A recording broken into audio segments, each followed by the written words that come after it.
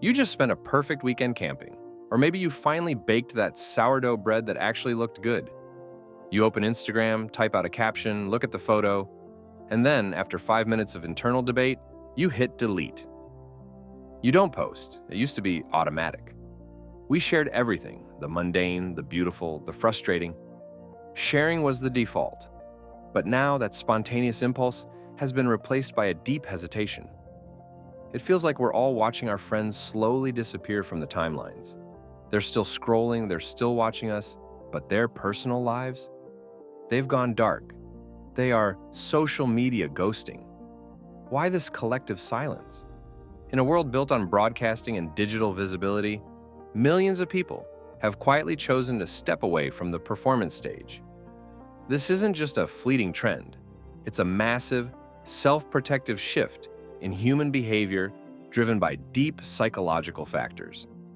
Today, we're diving into the real psychology of sharing fatigue. The 3 powerful reasons why most people quietly stopped posting their lives online, trading visibility for peace. The first and perhaps heaviest reason is what psychologists call the burden of performance. Social media didn't just ask us to share, it asked us to perform. We transitioned from simply telling a story to meticulously crafting an ideal self for public consumption. This forces us into a constant state of impression management, where every single post is a calculated move to shape how others perceive us. Think about the mental checklist. Every piece of content has to be optimized. Is the lighting perfect? Did I use the right filter to make the sky look believable? Is this caption witty and relatable, yet still aspirational? We engage in what is essentially a mental calculus. Does this moment meet the standard of my online persona?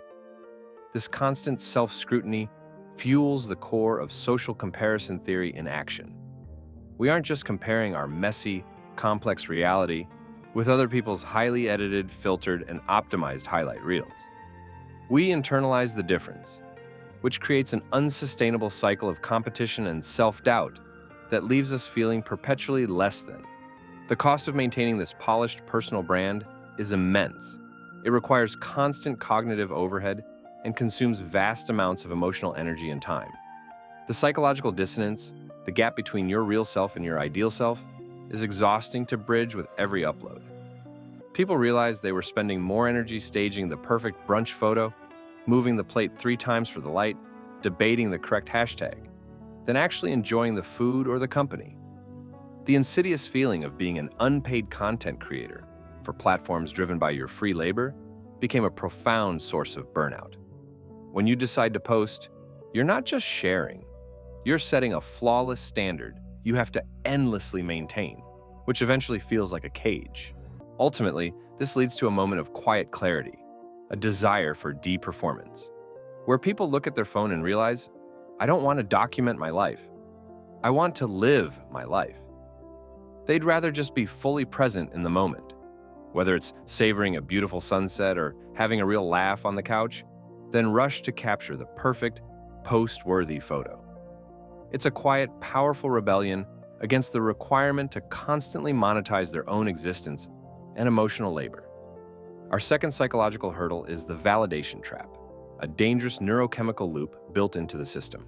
When you post something and it gets likes and comments, your brain releases a hit of dopamine, the feel-good neurotransmitter. The likes are administered according to a variable ratio schedule of reinforcement, meaning the reward is entirely inconsistent. Sometimes you hit the jackpot, sometimes you get nothing. This unpredictability is precisely what makes the behavior so profoundly addictive, keeping us compulsively coming back for the next digital payoff, much like pulling the lever on a slot machine. This is where the critical distinction lies, which many people are finally internalizing. Attention is not connection. Many people who stop sharing realize they were caught on the hedonic treadmill of seeking a shallow, fleeting form of extrinsic validation. You might receive 500 likes on a perfect vacation photo, giving you a temporary high. But the dopamine crash hits hard hours later when the applause stops and you still feel fundamentally unseen or lonely. The likes momentarily mask, but do not satisfy, the core human need for genuine, sustained belonging. The constant pursuit of external metrics fundamentally damages our sense of intrinsic worth, tethering our self-esteem to an unreliable, anonymous audience. The deeper psychological drive, as explored in self-determination theory, is the need for relatedness, authentic, meaningful bonds, and unconditional acceptance. You don't achieve true relatedness by broadcasting generalized messages to acquaintances. You achieve it from a friend genuinely checking in on you when you're struggling, or a shared, intimate, undocumented experience with a loved one. Non-posters have simply learned to prioritize being known deeply by a few over being superficially seen by many. They recognize the quiet strength in being able to define their own worth internally, completely detaching it from the unpredictable, manufactured digital applause. This profound detachment is a massive source of emotional freedom and psychological resilience. Our third and final point is about exhaustion and control, social media fatigue driven by information overload and eroded privacy. We only have a finite capacity for processing information, a concept tied to cognitive load theory. When you're constantly scrolling, you're hitting your brain with an overwhelming, algorithmically generated tsunami of news, conflicting opinions, targeted ads, and world crises. The effort to filter, process, and emotionally react to all this nonstop input is what drives techno-stress, leading directly to chronic mental fatigue, irritability, and increased psychological stress. Users are tired of feeling agitated, overwhelmed, and reactive every time they simply open an app. This feeling of being constantly on call for the digital world is emotionally draining. But the issue goes beyond mental exhaustion and delves into the fear of consequence. It centers on a deep sense of a loss of control. Every photo, every opinion, every like is data that contributes to a permanent, immutable digital record.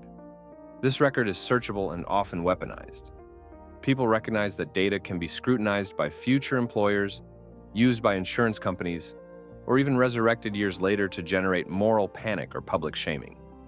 We've all seen the so-called privacy paradox, where we share despite knowing the risks. But for a growing number of people, the perceived threat and potential for future harm have become too great to tolerate. A key psychological stressor reinforcing this silence is context collapse. When you post something, that single piece of content is seen simultaneously by wildly disparate audiences. Your close friends, your boss, your grandparents, and total strangers. The post must appeal to, or at least not offend, all these groups, making authentic, nuanced self-expression nearly impossible. For the quiet quitters, privacy has become a vital, non-negotiable emotional boundary. They understand that not every feeling, personal struggle, or evolving milestone needs to be processed in public view. Keeping essential aspects of life private gives them the necessary space to make mistakes, to grow, to heal, and to simply exist without the permanent, suffocating pressure of an external monitoring system. Their withdrawal is a strategic defense, protecting their deepest, most vulnerable self by guarding their boundaries and choosing intentional silence.